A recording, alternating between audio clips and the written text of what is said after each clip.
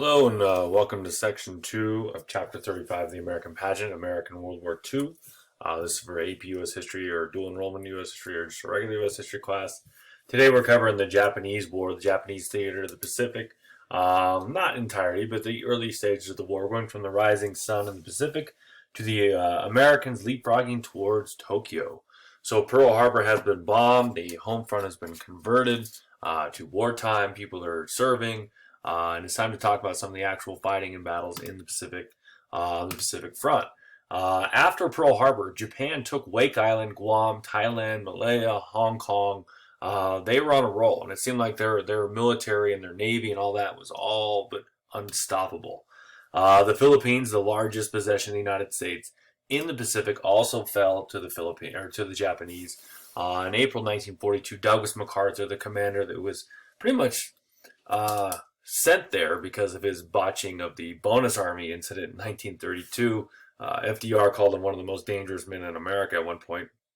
He was almost exiled there. He had to give up the Philippines because they were overrun by the Japanese. And famously, he said to the press, "I shall return," which is very action hero of him. Old Scrambled Eggs, as he was nicknamed because of all the insignia on his hat. The Japanese forced the prisoners that they captured there to march through the steamy hot jungle, 60 miles in what is known as the Bataan Death March. And any soldiers who fell behind were bayoneted to death or left to die. In all, 22,000 people were killed in this infamous Bataan Death March. 20,000 were Filipinos. Over 2,000 Americans were killed, which just added a little fuel to the fire of Americans wanting to get payback against the Japanese, because the Japanese have this fighting spirit that is unseen in American culture and European culture. They simply do not give in. They believe in brutality. They believe in fighting with gung ho, is what they would say, with a deep, deep spirit. And so you have Pearl Harbor, you have the Bataan Death March, the fact that they won't surrender. And the Pacific War has a much different flavor than the European War. It's vicious, terrible conditions, conditions in jungles, very similar to what you would see later in Vietnam, fighting in shark-infested waters. It is terrible, terrible. It lives up to the proverbial, the old war is hell.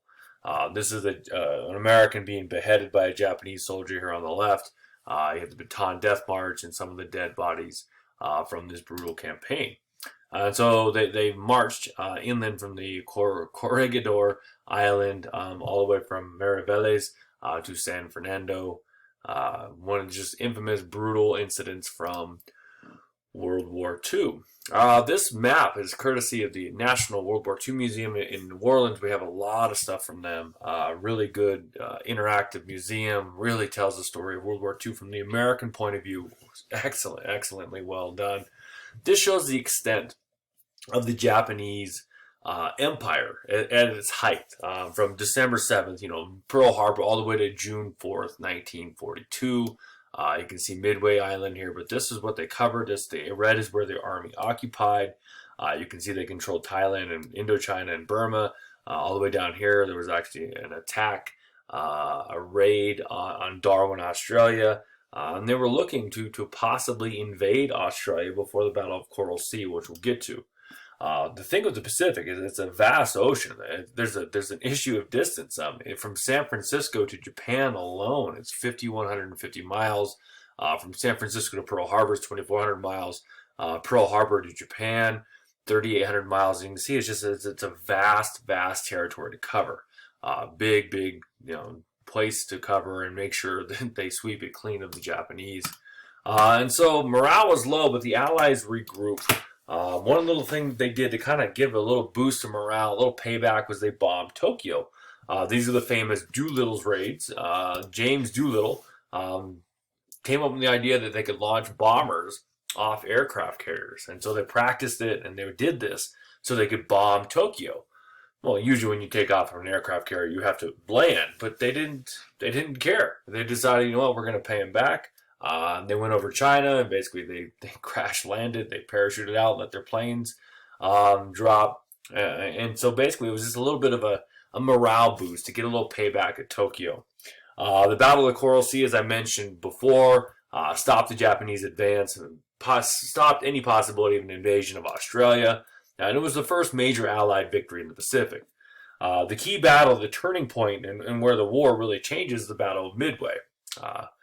Yamamoto's coup de bataille didn't finish the job at Pearl Harbor.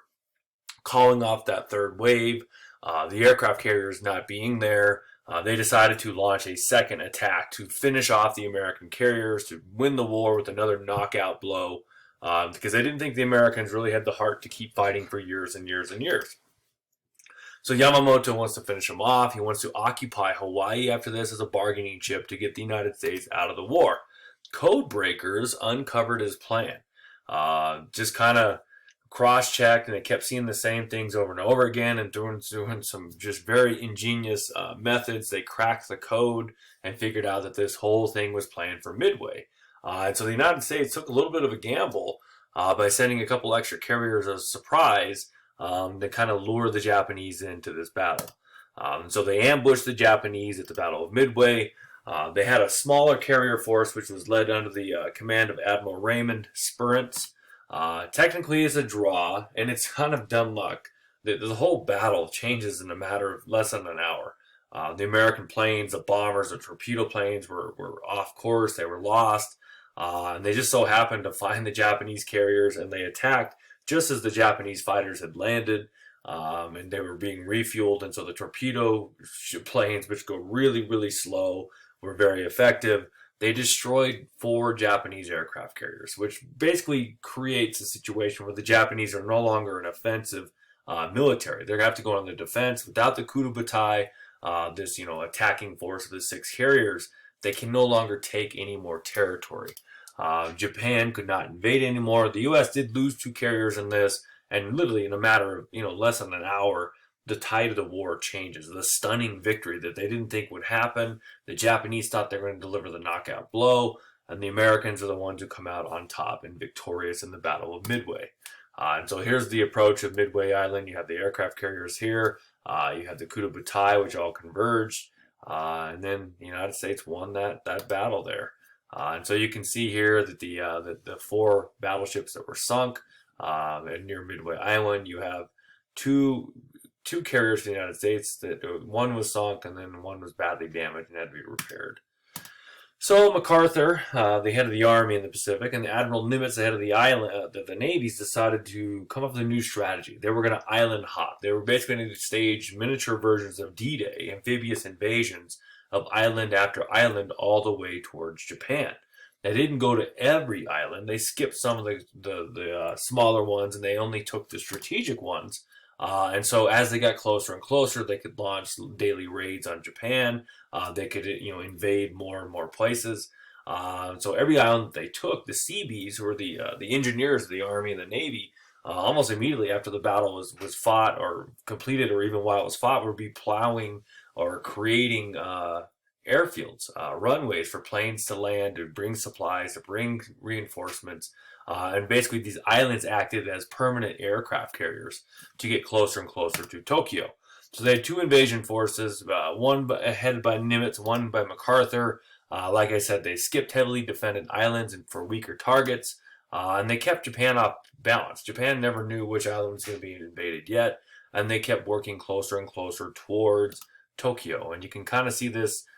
They just kind of hop their way, hop, skip, and a jump towards getting closer and closer to Japan. The Philippines is another big prize, which we're going to talk about. So the island hopping from August 1942 to February 1943, you have the first land battles of the Pacific War at Guadalcanal. Vicious fighting going on there, especially with the Marines. It was finally taken after months and months of hard fighting in the jungles, thousands and thousands upon casualties on both sides. From there, they take Saipan Island, Tinian Island, and then other major islands of the Marianas fell to the United States in July and August 1944. At that point, they're close enough, and coupled with the new B-29 super bombers, they were able to carry out round-trip bombing raids on Japan's home islands and attack Tokyo almost as often as they needed. The United States retakes Guam. They launch more and more bombing raids, not even having to use the B-29 super bombers. They can use the old B-2 bombers at that time. At one point, half of Tokyo was destroyed, over 100,000 people were killed in some of the fire bombs that were dropped on Tokyo. These are incendiary devices that were dropped, and they were purposely there to catch everything on fire. And it killed over 100,000 people, which is about the same as the destruction, the death toll from the 2 atomic bombs. This is a map of Guadalcanal. It was controlled by the Japanese. They landed here. You have Henderson Airfield. And from there, it took them months, from August all the way till February the next year, to secure this for the U.S. And like I said, vicious, bitter fighting going on. This is kind of the island hopping campaign. Guadalcanal and the Coral Sea. You have Midway, and then from there, they're moving closer and closer. Saipan, Guam, Iwo Jima, and this was kind of Nimitz's forces moving this way with the Navy and the Marines, and then you have MacArthur retaking the Philippines. Both converge eventually on Okinawa, and then preparing to invade mainland Japan. We'll come back to the Pacific War. Our next episode is going to be on the Allied halting of Hitler. If you have any questions, let me know. I hope you learned something. I hope you enjoyed this.